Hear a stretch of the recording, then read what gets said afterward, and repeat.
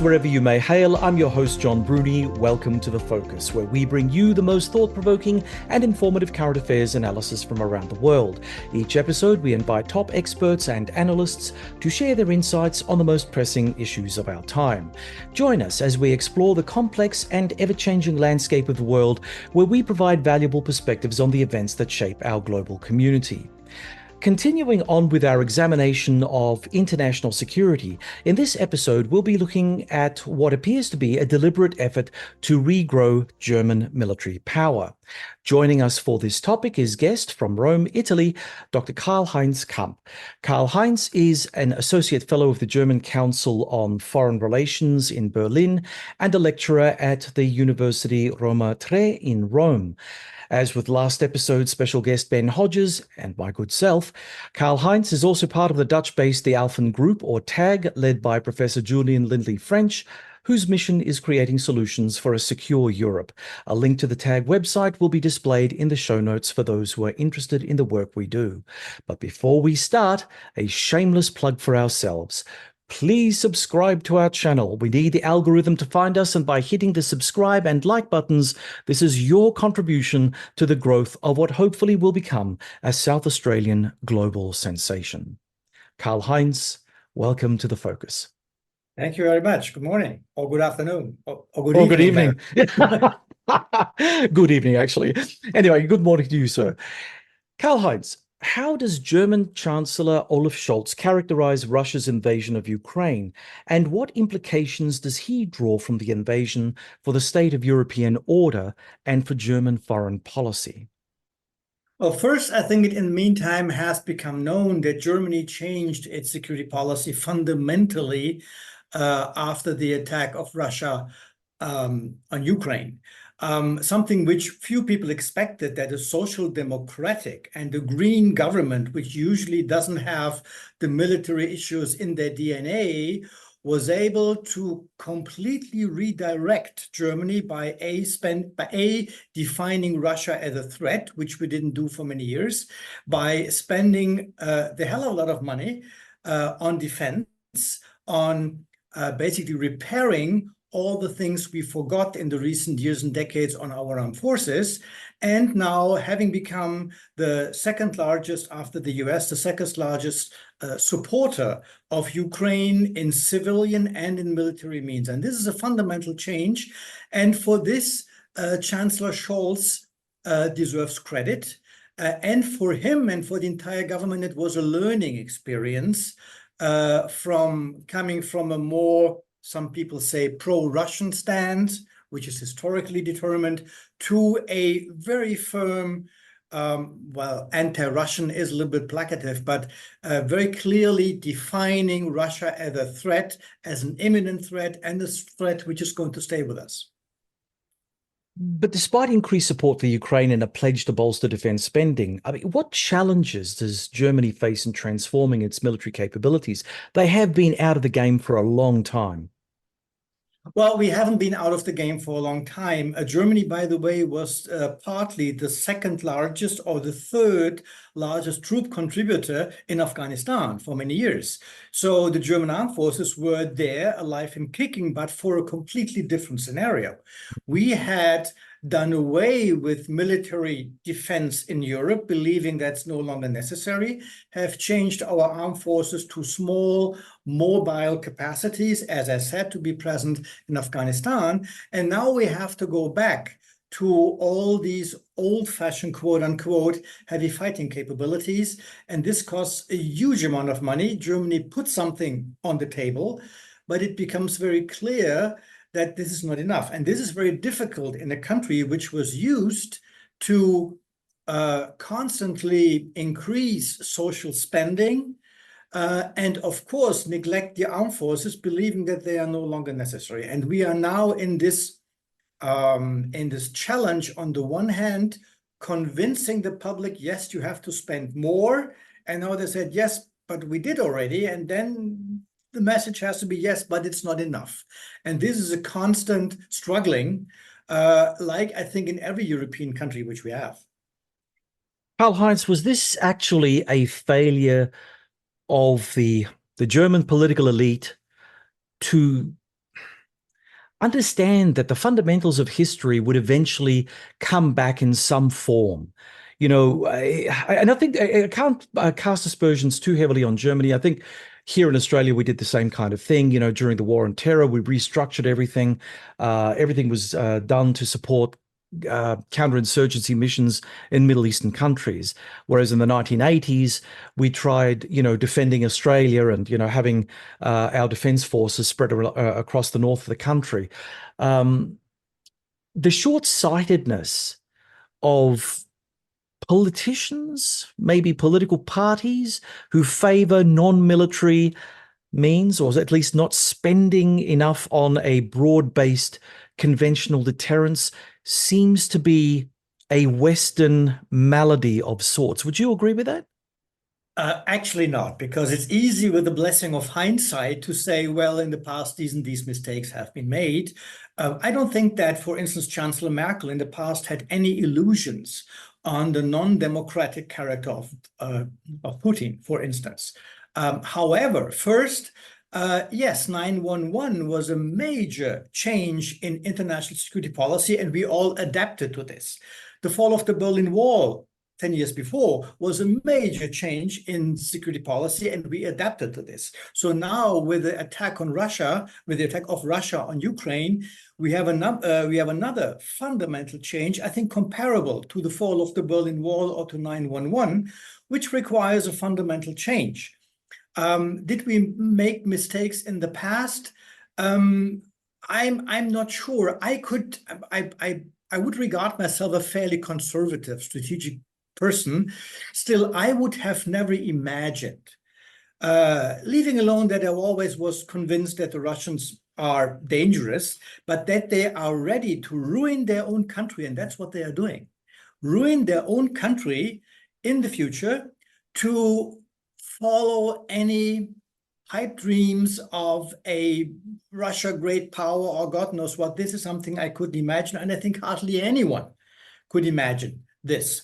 Second, the point, are democracies, and that's basically what you are hinting to, are democracies able to think ahead, to spend money in things which are not so popular? Hardly.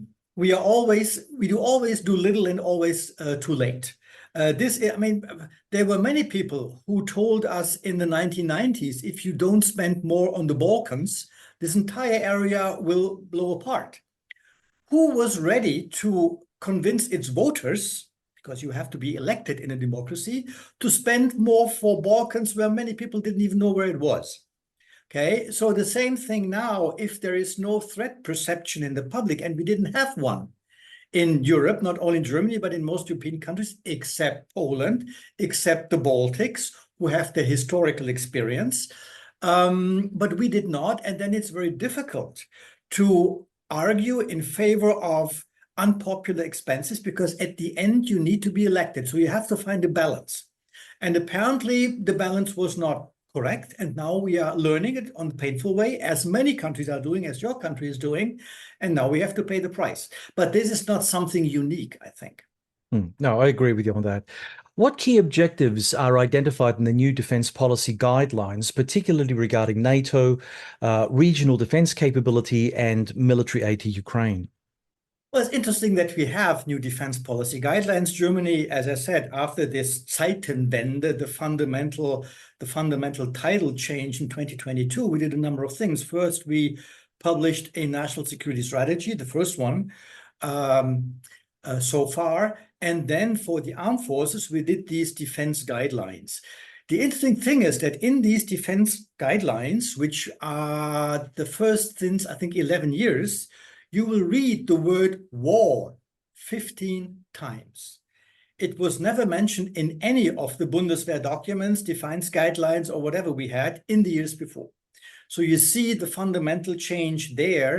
And we have a defense minister fairly new defense minister, who since a couple of months now drums the term Germany has to be combat ready or war ready. Something that doesn't go well in the German public, by the way, but he sticks to it. Of course, this is very ambitious because, as you were saying, we are facing a huge number of problems in not having enough money, and money alone doesn't solve the problems. But you see a fundamental change. I mean, 2 or 3 or 4 years ago, a minister, regardless which one, who would have used the word war ready would have had to resign. So there's also this Zeitenwende in the meantime even arrived in the public, which is for Germany, which for historical reasons, I think for good reasons for our neighbors, was not that much in the military business anymore. We were, but that was not that successful. I think it's a fundamental change, and this is also reflected in this Bundeswehr guidelines. Ready to defend the territorial integrity of NATO, and this is fairly geographically limited. And we are ready now to send a brigade to Lithuania, to the Baltic states, and these are all the steps where you see it's not only hot air, it's not only words.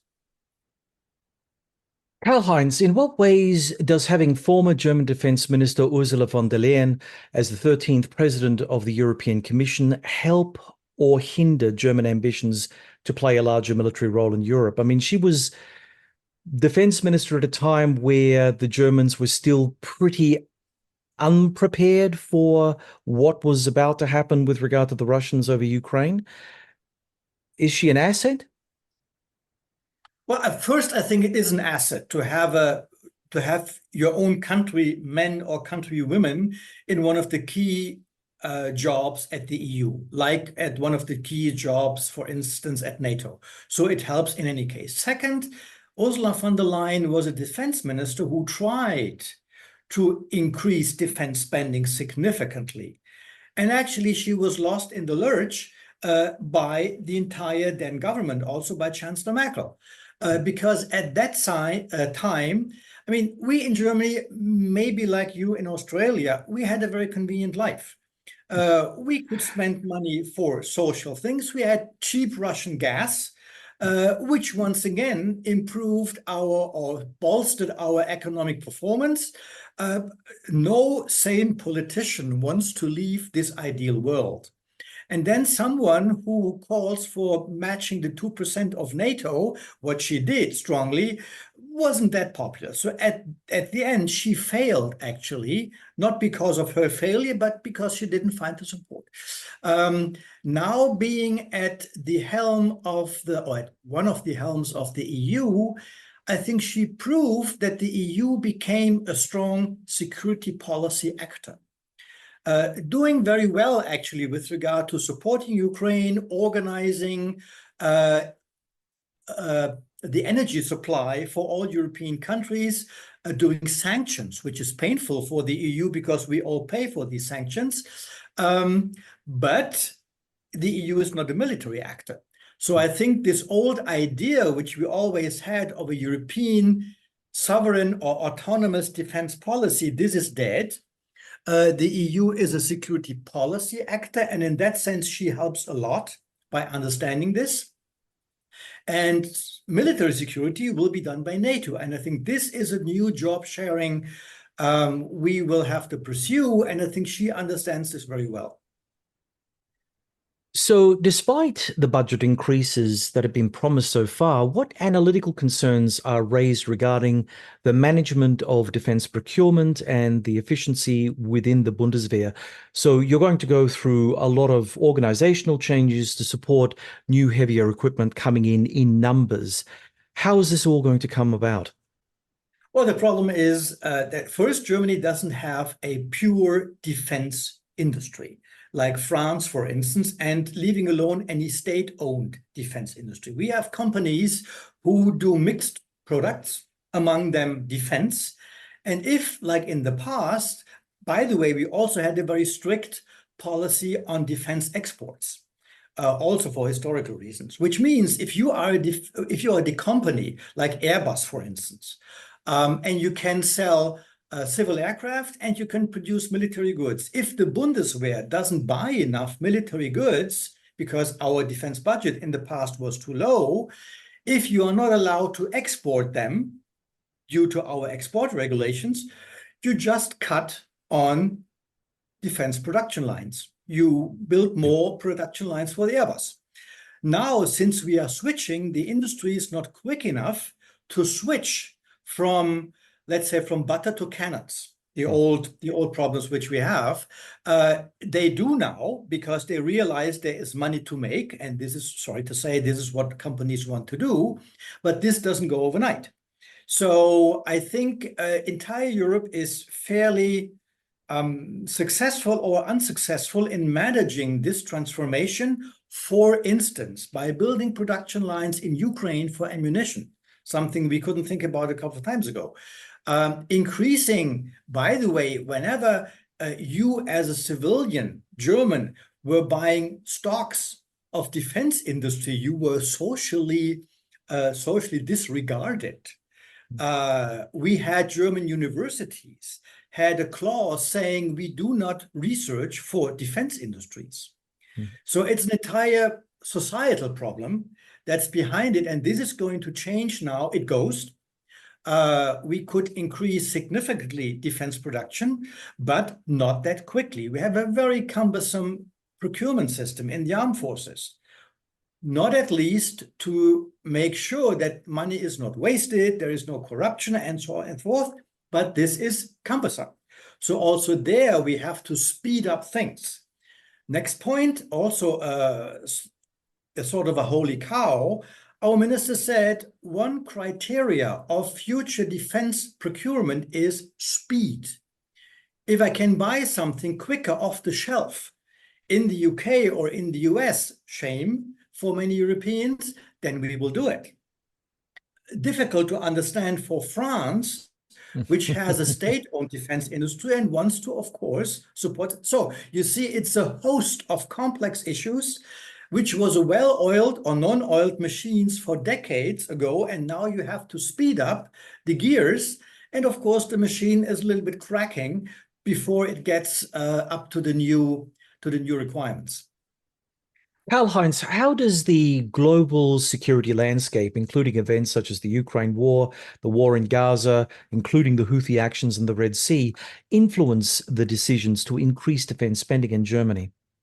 Absolutely a lot. I mean, there is, we first, I think the Germans, and we still have a majority for supporting Ukraine, for sanctions, even if that cost money. And we had the government a couple of months ago just discovered a huge gap in their budget, and they tried to cut everywhere. The only area where they didn't cut were defense spending, something unimaginable 2 or 3 years ago, because first there is the sensation in the public that the war by Russia is close.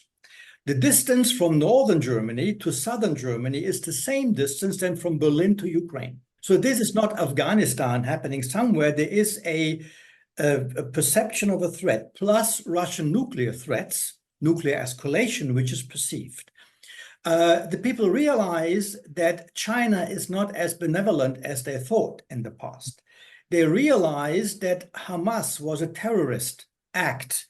Nothing happened like this since the Shoah, what Germans did to the Jews. So there are a number of, unfortunately, events which I think woke up not only the Germans but the entire Europeans. Yes, we still have some people who are saying, well, Hamas is not that clear, but in general there is a broad support. And as I said, you talk about the country which has the strongest anti-military protests in the 80s. You talk to a country where military was, for good historical reasons, always regarded negatively. You talk to a country when the wall came down, some of our soldiers resigned because there was always the rule in the Cold War, German armed forces will never be deployed.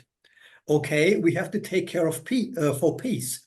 And when there was now the need to go in a combat mission on the Balkans, said, oh, wait a minute, no, we resign. So the change since then is fundamental.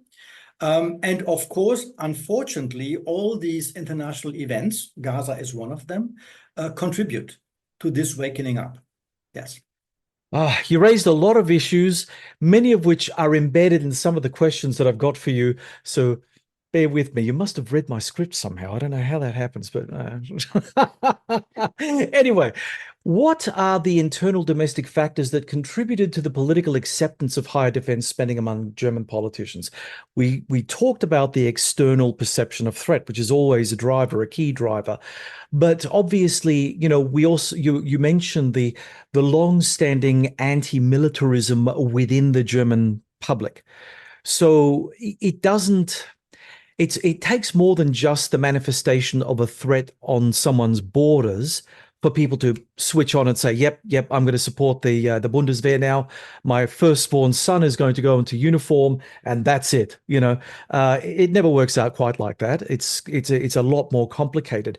Are there elements of the AfD, for instance, the Alternative for Germany or for Deutschland, do they have a particular interest being a right-wing party to whip up a little bit of a nationalistic storm behind supporting the expansion of the Bundeswehr? Or is this now across the board, Social Democrat, Green, AfD, Christian Democrats, they're all speaking off the same song sheet? Well, it is not that our extreme right, which we have, was particularly active on arguing in favor or against Bundeswehr developments. Their key issue is migration. So it's indeed an interesting question, what led to the famous Zeitenwende? First, it's important to understand, the change on the 27th of February, 3 days after the attack, when our chancellor announced the complete change of German policy. First, it was not a strategically assessed move. It was the last opportunity to make a U-turn, because otherwise the German car would have driven against the wall. Yeah. We were isolated in NATO with our position. The position of the US at that time, or the perception of the US on Germany, was terrible. So there was the understanding we have to do something, because Russia is really becoming dangerous, point one. Point two, it was not only a threat looming at a border, it was an outright war that started overnight, something which many people in Germany didn't believe in. Many people in the Ukraine didn't believe in. They thought, well, the Russians are threatening, but the Russians will shoot in their own knee, so they will not do it. Yes, they did. So I think it is indeed pretty much of a spontaneous awakening. And then it was done by the government, actually not by our chancellor. It was brought forward by our Minister of Finance, who, because in the recent years, we didn't have a demand of further German speeches on how to do more. We did it all the time, promised that we will live up to our role, to our economic relevance. The difference of the 27th of February speech was to put 100 billion euros on the table, just like this. And 100 billion is the hell of a lot of money. So that was the real title change. And that was a fairly spontaneous move, figured or fueled by the most recent developments, by the attack. I don't think that there was a long strategy discussion behind it before.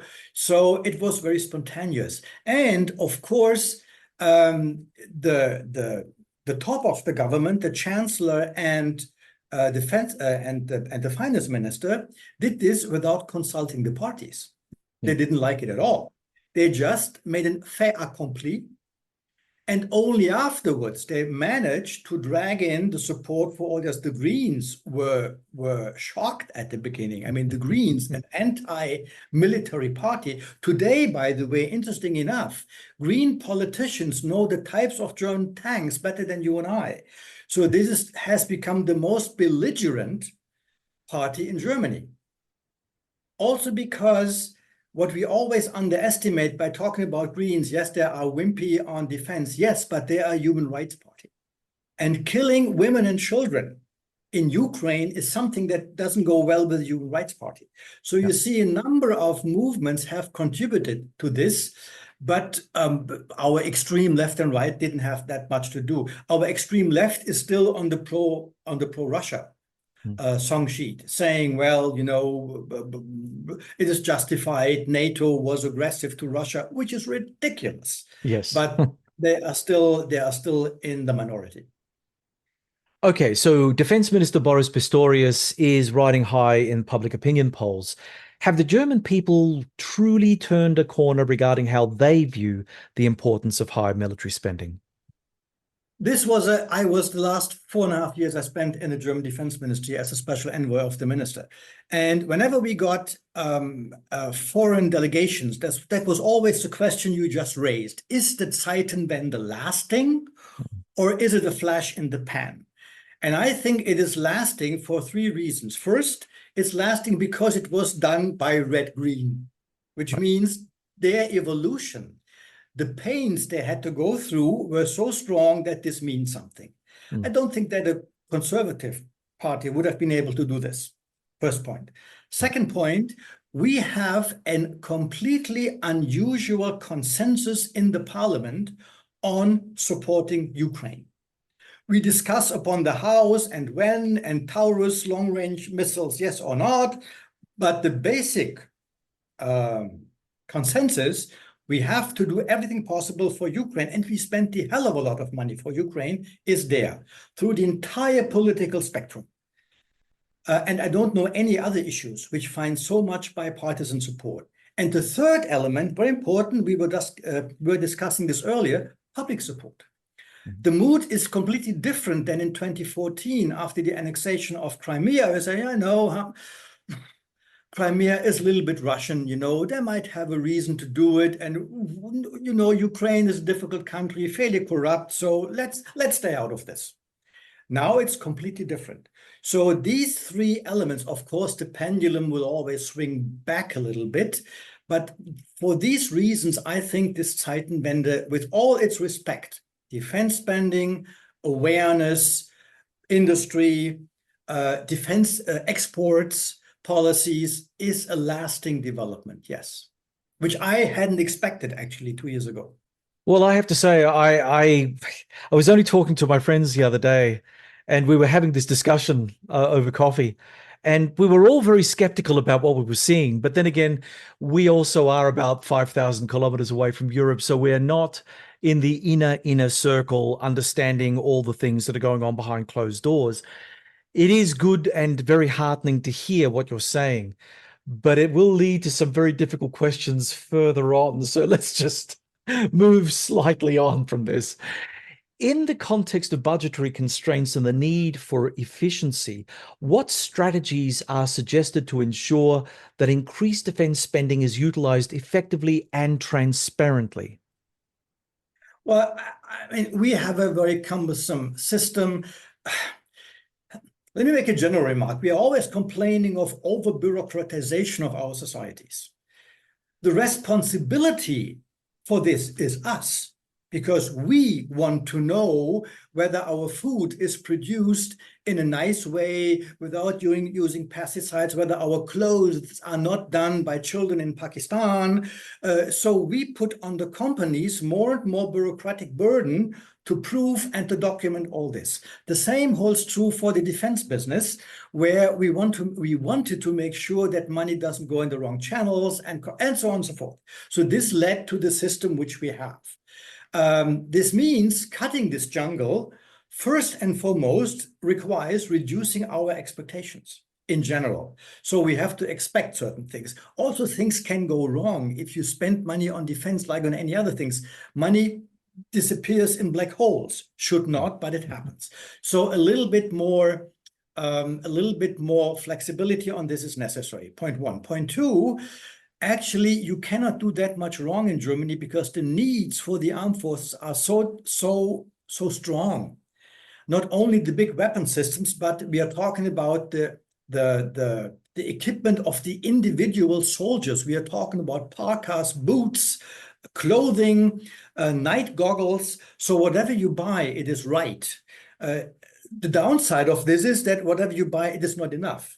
So and what people completely underestimate, because the question is, what happens if these 100 billion you put on the table once? What if they are spent? What if they are consumed up? Yep. We have a law in the German Bundestag. I'm not sure whether all parliamentarians really understood what they signed there, which says explicitly, if the 100 billion special money are consumed up, the German parliament, not the government, the parliament will provide a defense budget, I quote, sufficient to support NATO's planning goals. 2% will not be enough for this. Right. Okay. As I said, not sure whether all parliamentarians really understood this sentence, but it's written in a law. So I, as a German citizen, I have a chancellor who promised 3 times to meet the 2%.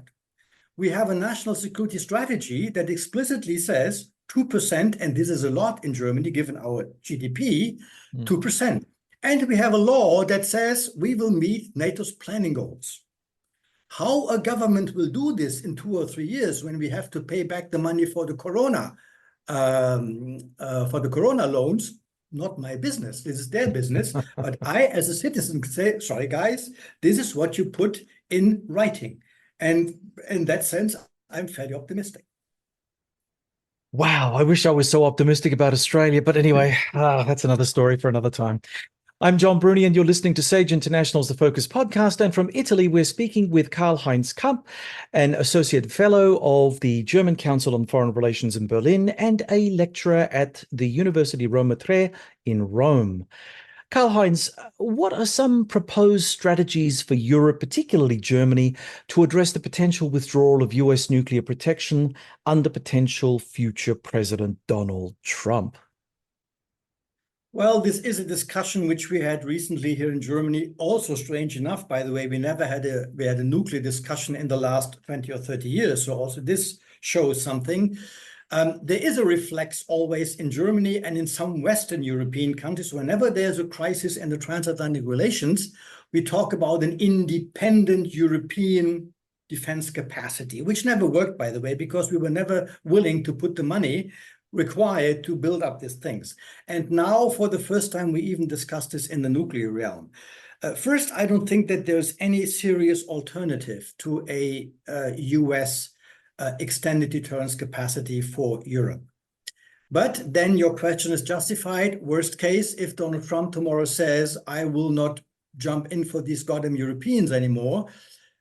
First, I don't think that deterrence disappears immediately, because deterrence doesn't take place only in my and your head. It has first and foremost to take place in the head of the potential aggressor. So can Vladimir Putin, if he hears Donald Trump saying this, can he be sure that first, in case of he is attacking Poland, let's say, Donald Trump, not a very coherent person, to put it mildly, will change his mind immediately by saying, no, I bombed the hell out of them? Can he exclude that France and UK, two small but not irrelevant nuclear capabilities we have in NATO, in the West, might act on their own? If Putin miscalculates, the damage for Russia will be incredible. So there is still more than just US extended deterrence. Of course, preferably, this is the one we have. But nuclear deterrence is pretty much a theological issue. You can believe in it or you cannot. So I would not like Donald Trump saying so, but I wouldn't jump out of the window if it happens, because there is still a way to go. And by the way, if whatever Donald Trump says on NATO and that he doesn't like it and he doesn't like Europeans, he can do heavy damage to the transatlantic relationship, yes. But I'm not sure whether he would be able to destroy 75 years of successful, grown transatlantic security cooperation with one pen strike. So yes, a Trump period would be difficult, damaging, but it will not be the end of NATO, and it will not be the end of US nuclear protection for Europe. Karl-Heinz, do you think that there's a crisis in nuclear deterrence generally? I don't know. I mean, having observed what's happening in Ukraine at the moment, the amount of threats that get issued from semi-official sources out of the Kremlin saying that they're going to be using this, they're going to be using that. With every passing threat, the likelihood of anyone actually reaching for the red button gets less and less over time, I assume. Now, of course, there's always the thing in the back of one's mind that, well, perhaps this time is the time that he's going to actually nuke something. But I think that going down that particular path, it becomes more difficult the more you kind of push it off to one side and the more you use it more as a rhetorical device. So, even from the Russian perspective, what are the use of the nukes if you're not going to use them and you're only going to be using them as a threat that is unlikely to be carried out? It's at the likelihood of use where deterrence has its effect. I mean, that's what kept the balance of terror going for the Cold War. I mean, the idea that the Soviets have nuclear weapons ready to rumble, as does the Western Alliance. And, if a particular crisis comes to a head, the likelihood of these things being deployed was a realism, whereas now it doesn't seem to be real. Not for the Russians. I'm not sure whether for the French. I'm even more doubtful about the UK, but I would say even for the Americans. What are your thoughts? Well, first, I think that nuclear weapons or the threat of nuclear use is already useful for the Russians right now, even if they don't do it, because this keeps the West from intervening. We don't give certain weapon systems to Ukraine because we are afraid of escalation. Which, just do a counterfactual argument for a second. Imagine that Russia wouldn't have nuclear weapons. The West or NATO or the US would have long intervened and would have defeated Russia incredibly, okay? Because we discovered that they are not all 6 feet tall. So nuclear threat already had a value for Russia and further has. Is Putin going to use it? I don't know. The fact that it becomes less and less likely doesn't convince that much, because he did a stupid thing once already by attacking Ukraine. He might do a stupid thing once, even if I would tell him it doesn't make any sense. Whether he listens to me, I'm not that sure. If he feels himself painted in the corner. So this means we also should be a little bit careful on, yes, nuclear deterrence is important and relevant and it protects, but it's a darned dangerous concept. Unfortunately, we don't have an alternative, because the idea of a nuclear-free world, yes, would be nicer, but it doesn't fly. But so we have to live with this dangerous and contradictory concept, okay, which has huge credibility problems. Do I really believe as a German that the US is coming to help with nuclear weapons if we get attacked, which means, do I believe that the US is risking San Francisco because they might get a counterstrike, that they're willing to risk San Francisco to save Berlin? I don't know, and I don't want to find out, by the way. So there are these inbuilt inconsistencies which we cannot escape. But they are all also inconsistency for Putin and for others, because he cannot exclude or include the same thing as well. So we have to deal with this imperfect system, but we shouldn't fool ourselves. It is a dangerous system and it can go wrong, either in Ukraine or by any, and whether I regard this as strategically sensitive or not to use them doesn't matter. He might do it anyway, or he might not. So there is still this this Damocles sword on our head, and there's no way to get rid of it. How do differing political ideologies in Europe, such as those represented by Viktor Orban in Hungary, influence discussions on nuclear policy and security across Europe? Well, I think we have two NATO allies where I'm not that sure whether they are NATO allies with regard to their policies, and this is Turkey and Hungary. Yeah. And by the way, these are not the countries; these are the governments who are acting that way. Both countries pose huge problems for NATO's unity in a number of issues with regard to supporting Ukraine, with regard to exporting goods to Russia, technical goods to Russia. Turkey is very good in this. In the nuclear realm, they don't play a major role. Turkey is theoretically a stationing country of US nuclear weapons, which in fact it is not, because there are no US nuclear weapons anymore. They have the walls, but not the systems. So they cause problems in a host of other NATO issues, but not in the nuclear realm. We do not have a huge nuclear debate in Europe. The most recent one in Germany was a surprise to most people. It popped up, brought up by people who don't know anything about this. That's why they made crazy proposals. One famous historian proposed, since the EU needs a nuclear capacity, but since we don't have a European government and we will not get one, he proposed seriously, famous guy, that every European country should get the red button for a while. So we hand it around from country to country. I mean, the idea that Viktor Orban is for a while at the nuclear button doesn't convince me that much. So you see, nothing is stupid enough to be brought up by someone who believes to be either prominent or knowledgeable. Maybe he's both not. So what are the legal and treaty-related obstacles for Germany to pursue its own nuclear arsenal? I mean, there have been some suggestions that Germany would purchase weapons from the United States directly. I mean, I think that you raised it earlier. So what are the things that would prevent Germany from acquiring its own sovereign nuclear deterrent? First, for decades, and it didn't change, we never had a debate in Germany on acquiring its own nuclear weapons. We had it in the 50s and 60s, but that was at a time when nuclear was connotated positively, when the women dreamed of the nuclear dry iron, but this is long over. So there is no political voice in Germany, and it hasn't been in the recent years, expressing these ideas. There are one or two, and only one or two academics who brought it up, and of course they find a lot of resonance.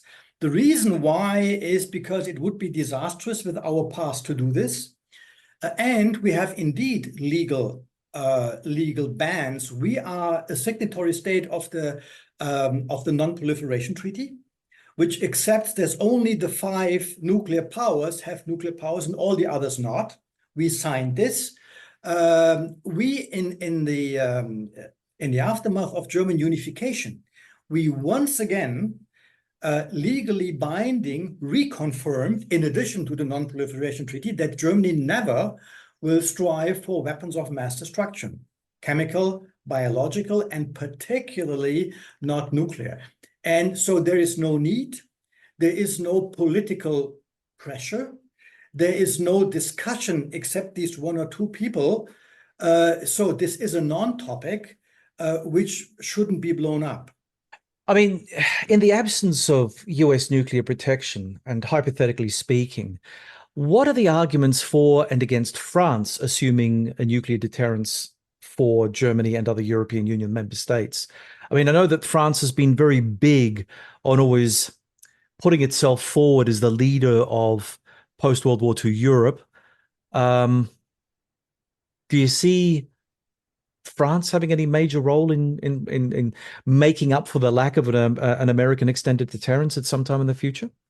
Well, France very often raised the idea of, by offering talks on nuclear issues to Germany and to some other countries, particularly to Germany, they raised the idea that the French nuclear capacity, as small as it is, could be an alternative. However, this was never true because France, we were just talking a minute ago about these credibility issues of nuclear deterrence, extended deterrence, that you take a nuclear umbrella for one of your allies. It has tremendous credibility problems. And France said, and it's not stupid, it's a very sober analysis saying nuclear weapons are national weapons.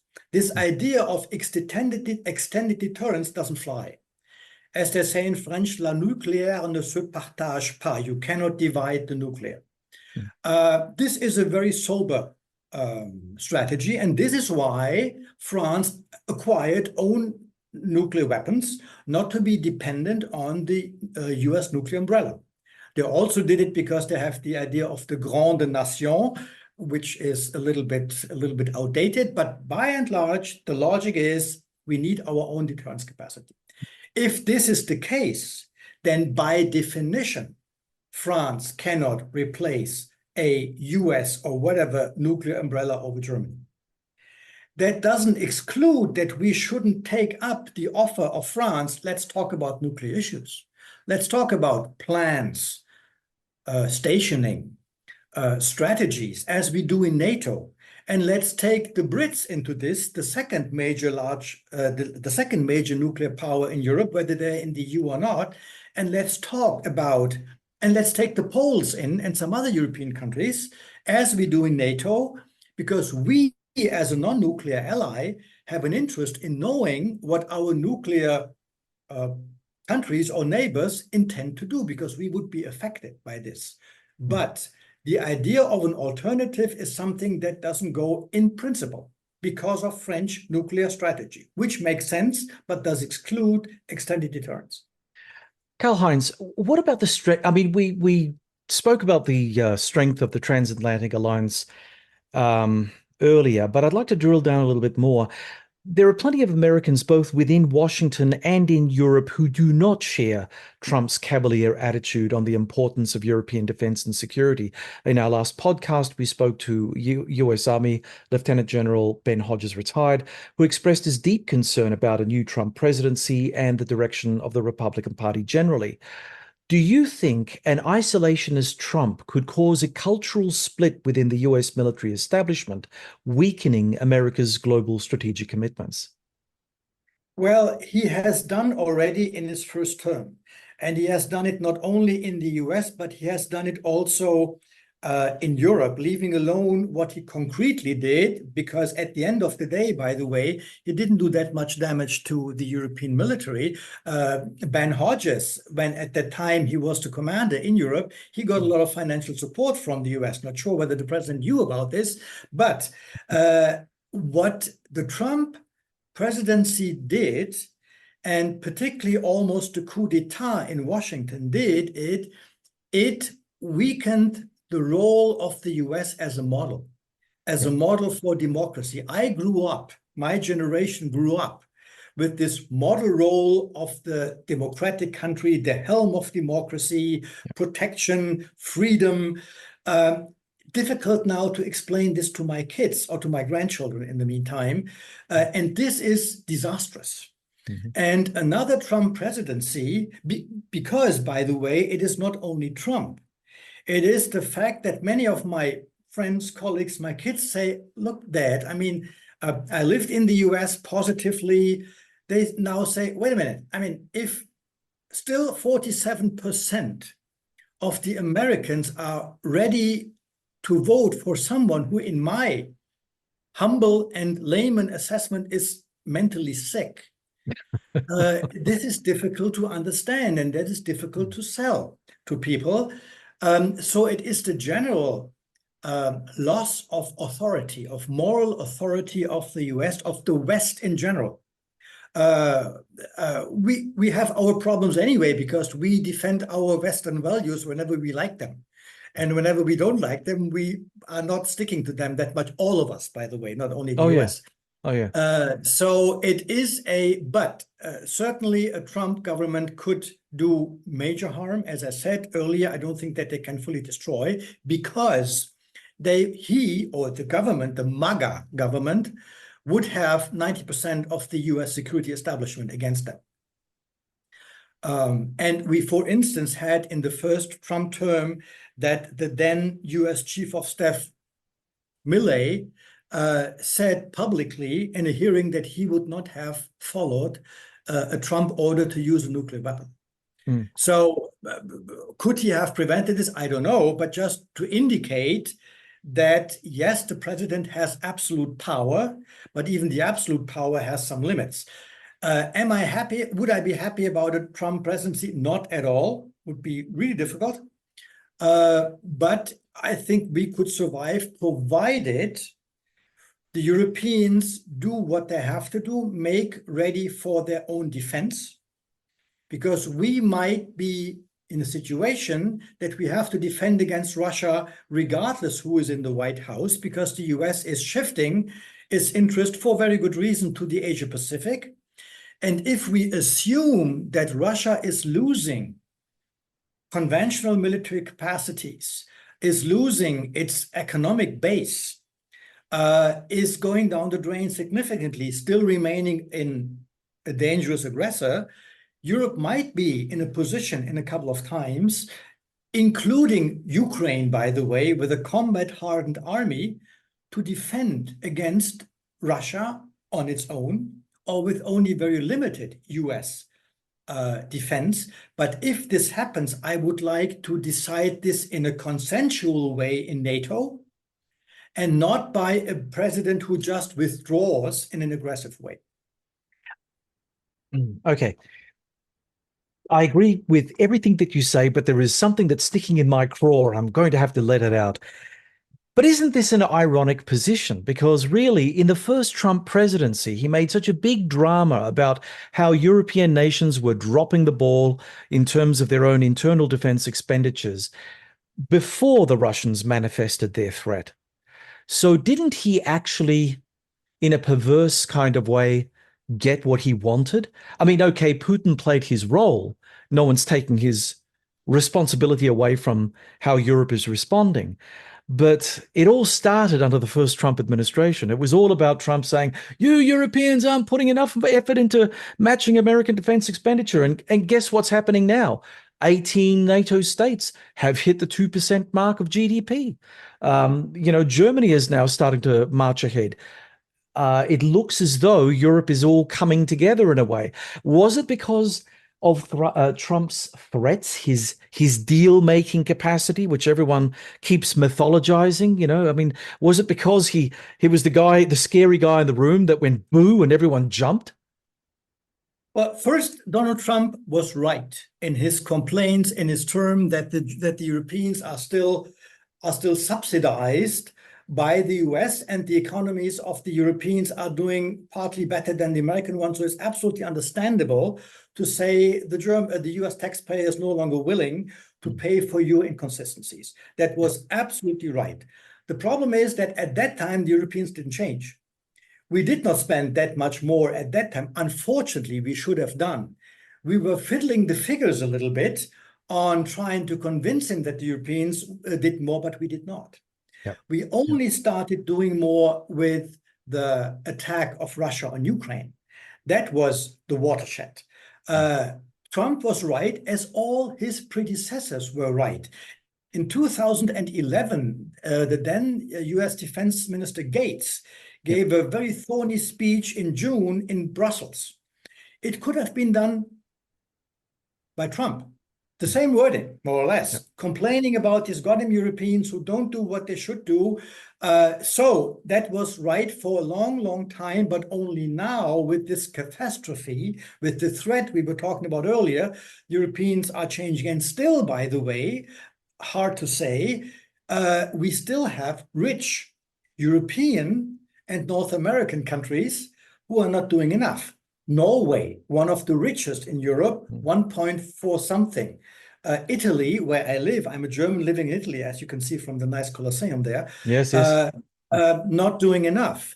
For Canada, not poor, not doing enough. Spain, you name it.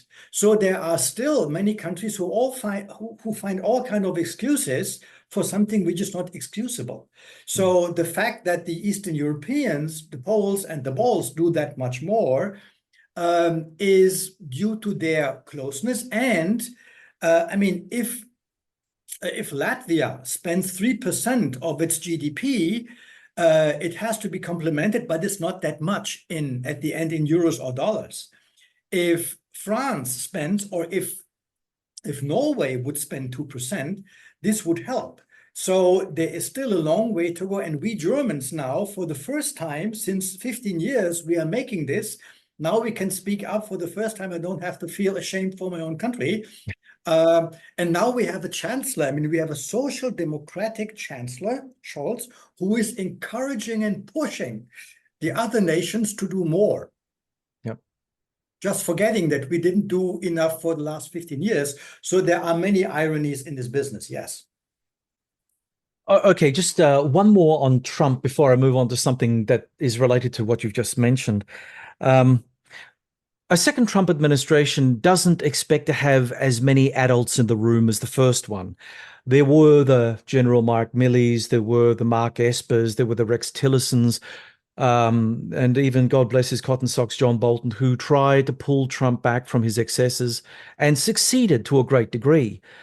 In a second Trump administration, it doesn't look like he's going to be surrounded by anyone other than yes men, 100% from top to bottom, which means that the likelihood of him doing far greater damage, not only to America's international and strategic relations, but also to the American system, is quite profound. How do you see it? Do you see it from that perspective as well? No, this is certainly a damage that there's certainly a danger that the next Trump administration will be more professional in Trump terms. Right. And people like Mr. Grenell as a foreign minister, I met him a couple of times as an ambassador in Berlin. He's a very smart person. He's not an idiot.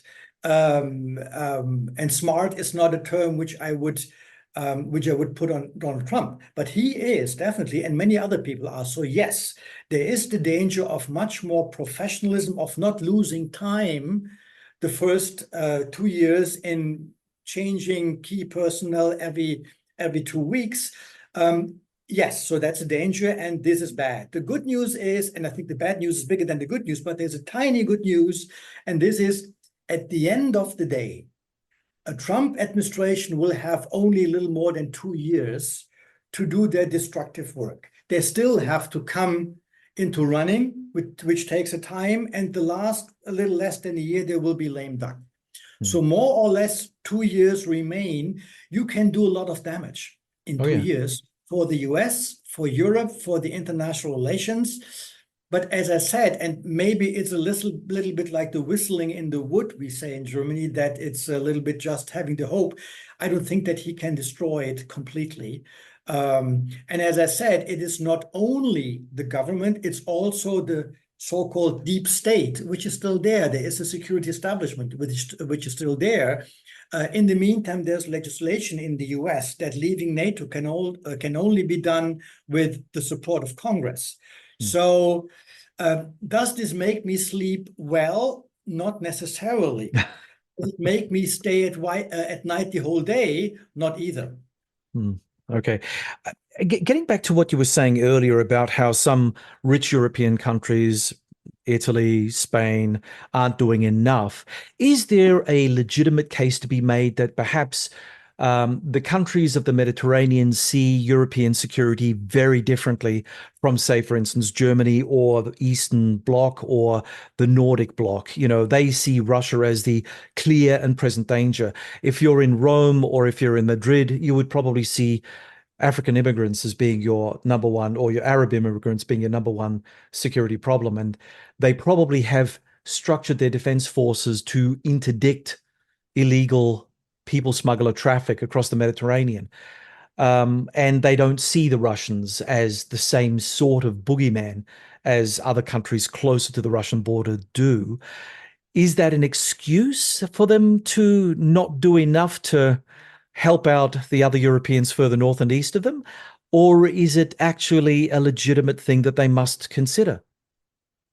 Well, I think it's both. First, it is normal that Portugal is less concerned about Russia than Poland, just for geographical reasons. And the same holds true for Italy and for France and for Spain and for Greece. Still, interestingly enough, by the way, that the Italian government now is very strong on supporting Ukraine against Russia. But this is not your issue.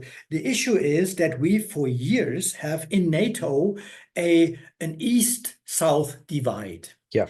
That the southern countries say, well, all the money needs to go to the south because there is where the danger is. Whereas the southerners say, wait a minute, our security concerns, as you were just saying, are different. They are lying south of the Mediterranean Sea. The problem is, and NATO now tried to bridge this gap by what we call the 360-degree approach. NATO tries to deal with all security threats. Mm-hmm. The problem is that this is just a blunt lie. NATO is not able to do so because the difference is, and this is something where the Southern Europeans are a little bit trapped. Their concerns are justified: migration, instability, terrorism, you name it. Yep. But this is not NATO's core competence. The threat from Russia is a linear military threat, which you can answer with linear military means. This is what NATO can do. Mm-hmm. NATO is not well suited to deal with terrorism. What do you expect to do? NATO or military forces, you can also put it on the NATO, on the individual country side. Italian military forces are not well suited to deal with terrorism or migration. What NATO or military forces can do, they can support. They can supervise, they can provide situation awareness, they can do all kinds of things, but NATO cannot escape this trap of facing the problem that the Southern European countries spend money in the common NATO pot, but don't get the same security back as the Eastern Europeans get from NATO. It is a little bit self-betrayal that NATO officially defines the two major threats for NATO is Russia and terrorism. Even if it's true, NATO can deal with Russia. NATO cannot deal with terrorism. After 9/11, NATO did a couple of things, checking ships in the Mediterranean. Doesn't that much on terrorism. So this is a divide which we will hardly able to bridge, and so it will remain with us. So there will, for instance, now to bridge this, the NATO Supreme Allied Commander Europe, he has 3 regional plans, military defense plans for the East, North, Medium, South. He added a 4th one for the South, but this more or less includes common exercises and so on. So it's once again a compromise. We do a plan for you for the South, but it's not as much as defense as we do with the other 3. It's more about common exercises, common activities. So you see where the problem is. It will be a compromise. Still, at the end of the day, also France, but particularly Spain and Italy have to do more for the military. Leaving alone. So I don't think that they see this as an excuse. The excuse is still, as we always had, we need the money for something else. Right. So we are not willing to reset priorities. And this takes, a country like Norway is not lacking money. It is not willing, for all kinds of reasons I don't have to comment, to resetting the priorities. All right. Karl-Heinz, prior to German unification in 1989, there was a lot of concern about whether the idea of unification would be a good thing for Europe and the European balance of power. As Germany unified, it paid the peace dividend, which you made mention earlier, and all but disarmed and disengaged from playing a significant military role on the continent. How do you think Europe will see Germany's renewed commitment to higher military expenditure? With relief or with some worry?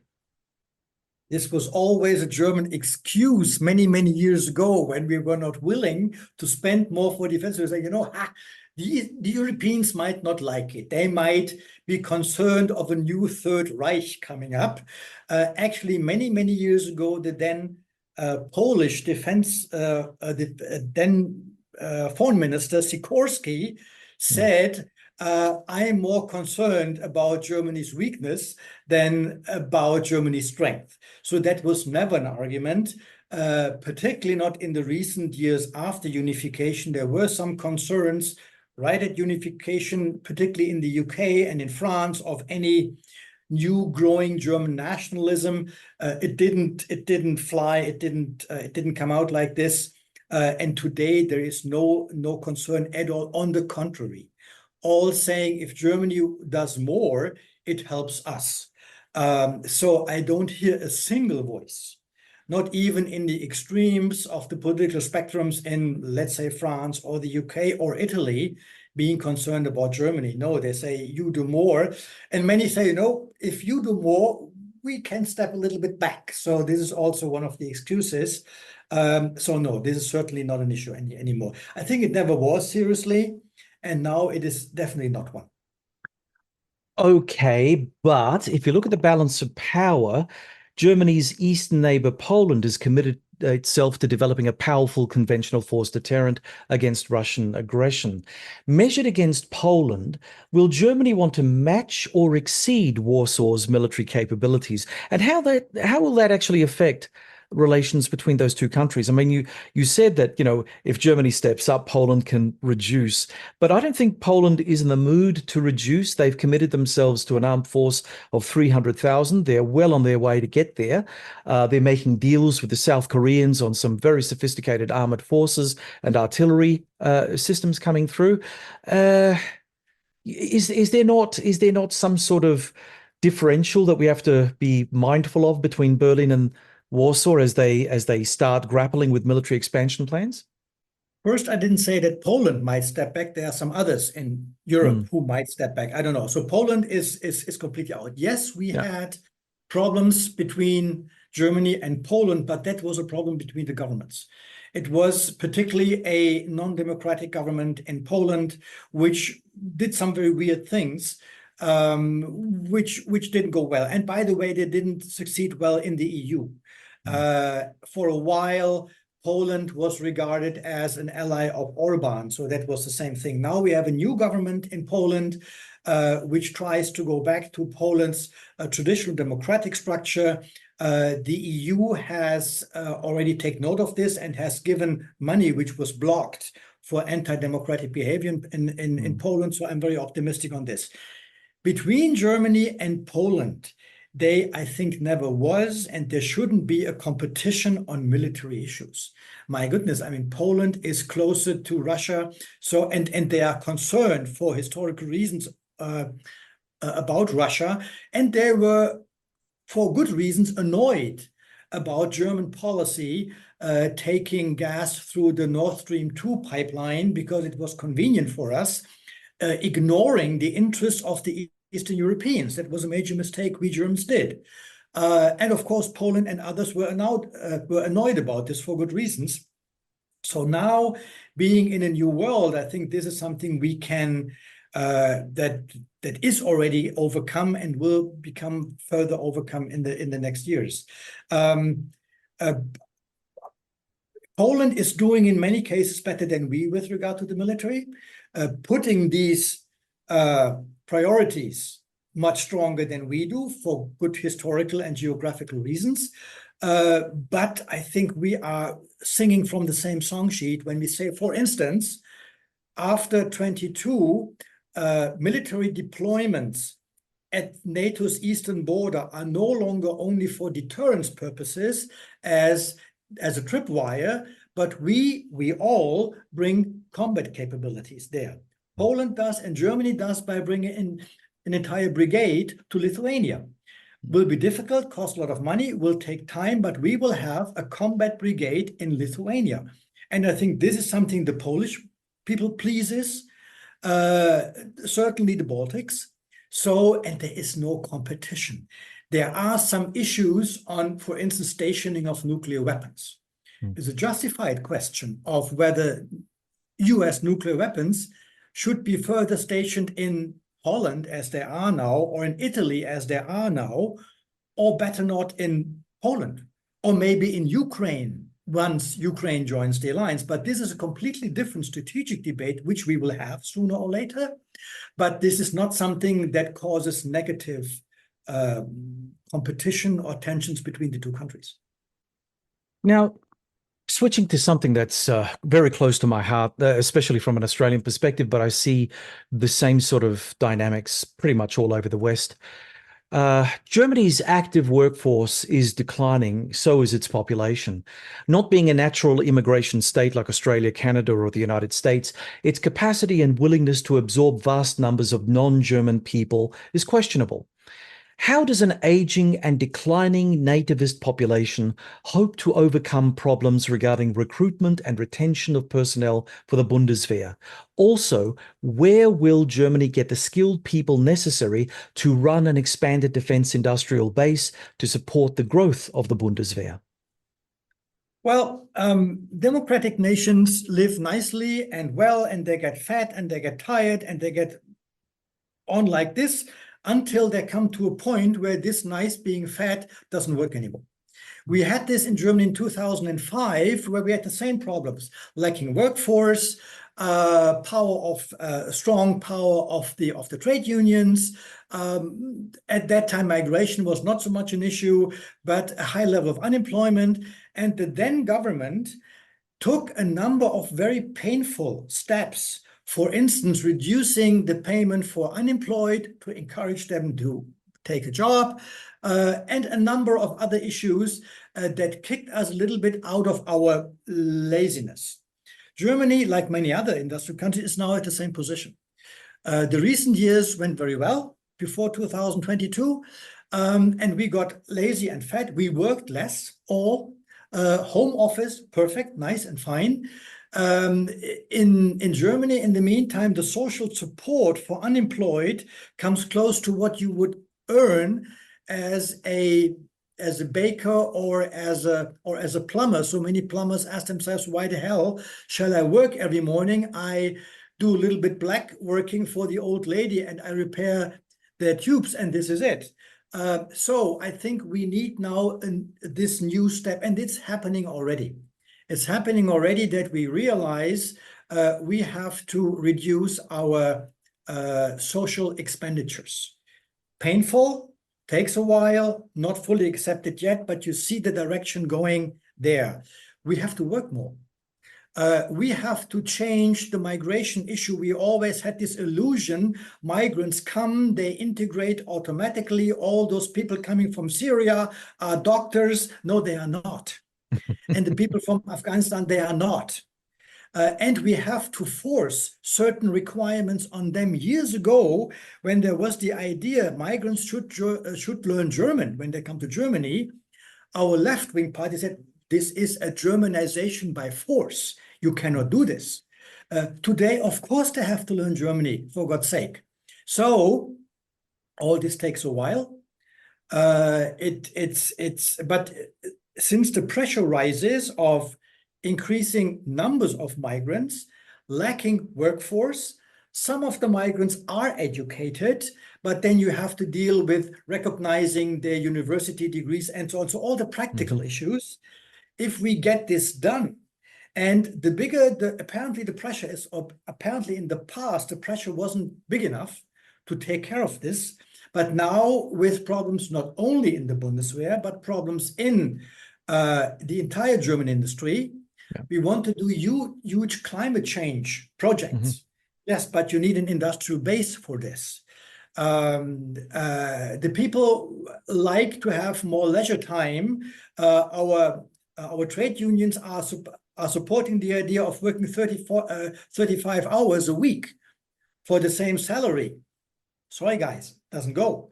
So these are very practical things, and the situation now, that's why the coalition in Germany is so heavily fighting among each others, because they know that they have to change priorities. They know that they have problems with their electorate. They know that the policies that the parties are not ready to follow. I think in a year or so, we either have a new government, regardless which one, or this government managed the same Zeitenwende as they did in the military field, which no one had expected in Germany. And I was in the ministry seeing these things, how painful it was for the acting politicians. I think we will need such a Zeitenwende, a tidal change also in the industrial, social, workforce, migration policy. We are on the way to this, but since no one has a crystal ball and no one has a silver bullet, it will take a little while. But since the pressure increases, I mean, our Minister of Economy 2 weeks ago said the situation of the German economy is disastrous. Sorry, sir, it is your job to change this. This is why you are the Minister of Economy, right? Or do I get something wrong? So apparently there is the awareness of the problem, and now a coalition of 3 very different parties is struggling on how to do it, having their old recipes of the past, which might not work anymore, and not being ready to enroll on the new recipes, whatever the new recipes are. Okay, but all of this doesn't address the question that Germany is in a demographic deficit or a demographic decline. It's been, I'm paraphrasing from other people who are much more into that particular view. But, there are certain things that the country can't do because the workforce is aging, and you do need a certainly younger, skilled base to undertake a lot of the technical work necessary in industry, whether it's in support of defense industry, I would argue, particularly if it's a support of defense industry or any other part of the economy.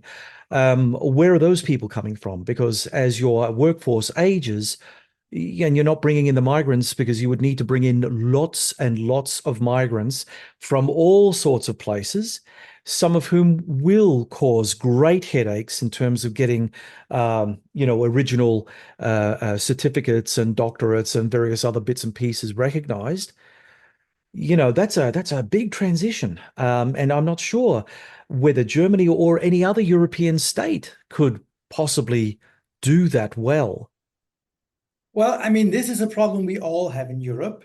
Entire Europe is aging. Yeah. I mean, particularly here in Italy, it is much worse than in Germany, but still the problem is there. So I think there are a number of. I'm not an expert on this, so take it with a grain of salt. And it's always easier said than done. But first, fortunately or unfortunately, Germany is cannibalizing a little bit the other countries. So particularly there are many Italians not finding jobs paid jobs in Italy, who come to Germany, and we take them because they're excellently educated. It's unfortunate because this causes a brain drain in Italy and in other southern countries. The same holds true for Romania, Bulgaria, all the other weaker European countries. So this is not a solution. Second point is we have to work more. We have increased already the pension age to 67. In some countries like France, still impossible to think about. And maybe we go even higher. We now make it possible by permitting pensioners to take jobs and to make money. So you don't get your pension cut if you work for tiny things, which make someone who has worked for 40 years in a coal mine should have his pension peacefully. He deserves it. But many people, particularly in technical jobs, in high qualified jobs, would like to do a little more, use their skills they have learned, so give them the chance to do. Third point, make migration, as I said, easier said than done, demand-based. We pick the people we would like to have. Yes, there are some requirements and obligations we have to follow for humanitarian reasons, but no, we don't have to take everyone coming in. We don't. So if we, like other countries have, I think Australia has it, but certainly US has it, Canada has it, a system of picking those you want to have and make it attractive for them to come. There's still a huge of things to do, which has to do with language courses, with financial support, with, as you were saying, recognizing a university. In that sense, we are terribly bureaucratic, and university degrees, education, and so on and so forth. Let them be educated here, my goodness. So there are, and the industry is ready for this. Industry is ready for this, and now I'm speculating. I think much of the skepticism we have on migration in Germany and other countries is not against them. We had a huge solidarity with Ukrainians coming to Germany. We had 1 million coming to Germany after the war, because these people were, sorry to say, Western in the sense they could be, as far as whenever they spoke English, they could be integrated, they could interact much easier. You didn't hear that much criticism to Ukrainian migrants. You heard much criticism for those being still after a year in the camps, not speaking the language, having parallel societies, which we have. So I think there are pragmatic reasons to do, but this requires killing some of the holy cows. And killing holy cows is always something which is really difficult and really hard to do. Multiculturalism. Oops, did I say that out loud? Oh, sorry. Look, it sounds like you're speaking not just for your country, but for many countries, including my own. But there you go. We can have that conversation off air. Look, final couple of questions, if you don't mind, and I really appreciate the fact that you've been on for as long as you have. Karl-Heinz. So French President Emmanuel Macron recently floated the idea that European military forces could be deployed in Ukraine to assist the armed forces of Ukraine in its fight against Russia. How much of this was deliberate hyperbole designed to provoke a reaction from European capitals? Or do you see that in time, European states in different strategic configurations may have to move outside the bounds of NATO restrictions if they want to achieve a proactive European defense? Well, I think you are now connecting a number of issues. European defense proactive doesn't have, in my view, not that much to do with putting forces on Ukrainian soil. First, the French president is known for sometimes, my personal interpretation, talking first and thinking then. Not unusual for politicians, but he was the one who called NATO brain dead at a time when NATO was everything but brain dead. He made a number of weird statements. Sometimes you might believe that this is that this was intentional to cause a debate. Maybe it just slipped out of the mouth. So this proposal is something, whether it makes sense or not, it's not going to fly, because you don't find a single support, neither in NATO, not even Poland was suggesting this. Because there is this overall concern, and it's particularly in the US and particularly in Germany, justified or non-justified, on potential escalation of the war to NATO territory. Right. And in that respect, Chancellor Scholz and President Biden are absolutely on the same song sheet. As I said, justified or not, I don't know. And I don't want to find out, by the way, because if they are right, then we have a problem. So having said this, there is no appetite, and I think there's no need to put forces on to provoke Russia by doing these things. I would wish that, because Ukraine has proven that they can use delivered military material in a responsible way, I would hope that countries like the US, but also Germany, would give up their limitations, their restrictions with regard to delivering certain military means, because of being concerned of escalatory powers like long-range missiles and so on. But that's a different debate. I think we will do this sooner or later, as we did everything sooner or later, after having debated first on the Leopard tanks and on artillery pieces. So if we take the need serious, if we take our conviction serious that the Ukraine has to be supported, then we have to do this. Personnel on the soil is just not in the cards. It's once again one of these strange debates which pop up, and then they complete, like the European nuclear capacity with a button in every country. It's just not worth debating this. Whether in the long run I could foresee anything like this after a ceasefire, let's imagine, where we might have a separation of Ukraine in a Russian-occupied part and in a Western part, and we Germans know what we are talking about, maybe. But for the time being in war, I don't see this. Just one final cheeky question I've got to get in because I should have added that one to the earlier one, but conscription in Germany. Is that something that's going to fly? It's an interesting question. The first conscription, just for the people in Australia, we had conscription for many, many years. I'm a conscript. We did not abolish it. We just put it on hold. That's important to understand. So we are not reinventing, if we would, the conscription, but we would just restart the conscription system. Important difference. For many years, that was a non-debate because there were many arguments for conscription, that you get the armed forces better embedded in the society, you get more promising people because they might go for these 18 months and might say, oh, well, it's not that bad. So we had a president, a national president, a federal president years ago, Mr. Herzog, who gave a very important speech saying at that time, conscription can only be justified by security policy needs. So all these nice to have things are important, but it has to be a need. And for many years, until 2022, there was no need. And now there's a discussion, do we have the need again?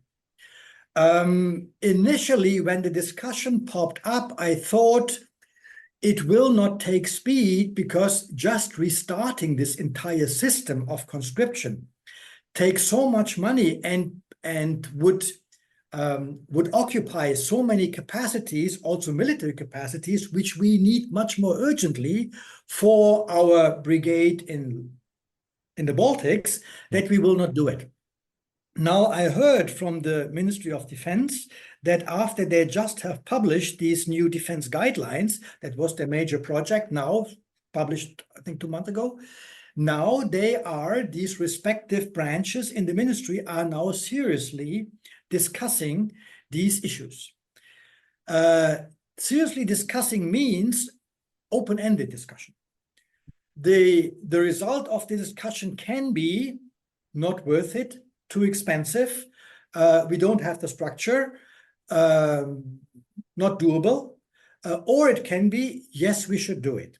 We have one legal problem in Germany, namely, we cannot do, because there was always the proposal, if you don't do conscription, why don't you have a general mandatory social service? Like John F. Kennedy asked, don't ask what the country give for you, ask what you can do for your country. Every German, he or she, is obliged to do 1 year or whatever social service. Can be in the military, can be in a social area, can be God knows where. The problem is that for constitutional reasons, we are not allowed to do this. Because since in the Third Reich, that was mandatory, our constitution forbids mandatory forced services except conscription. Right. So the only thing we could do is conscription, unless we change our constitution, which is difficult. And if we do conscription, we have one question. In the past, conscription was only for men. Now we have women in the armed forces. What does this mean? Do we make it mandatory once again for both sexes? Then we are close to a forced service forbidden by the constitution. Or do we it only for the men and then say, wait a minute, we have women in the armed forces. So these questions are now seriously analyzed in the defense ministry. I was surprised that they are so serious about this. For the time being in the public, it is not an issue. It's debated, but I think it's not urgent because even if the answer would be yes, the time to implement all this will be significant. And it will be accompanied then by discussion. But as I said, the defense minister is actively pursuing it. Interesting times, that's for sure. Karl-Heinz, thank you for joining us and for sharing your insights on the focus. Thank you very much. It was a pleasure. Associate Fellow of the German Council on Foreign Relations in Berlin and a lecturer in the University Roma Tre in Rome, Italy, Dr. Karl-Heinz Kamp. And to our audience, thanks for tuning into the Focus podcast. We hope that you found today's discussion enlightening and thought-provoking. If you have any comments or questions, please feel free to reach out to us on social media. You can find the Focus on Facebook, referenced on the John Bruni and Sage International LinkedIn pages, and on Twitter, or on the Sage International website, sageinternational.com.au, by clicking the media drop-down menu and hitting podcasts. Don't forget to subscribe, hit the like button, and or leave us a review on your favorite platform. My thanks to our stalwart production team of Malcolm Hughes and Neil Smart and to the team at the Ozcast Network. We hope that you'll join us again as we continue to delve into the most pressing current affairs issues of our time. Until then, stay informed and stay engaged. I'm John Bruni, and from Adelaide, South Australia, you've been listening to The Focus.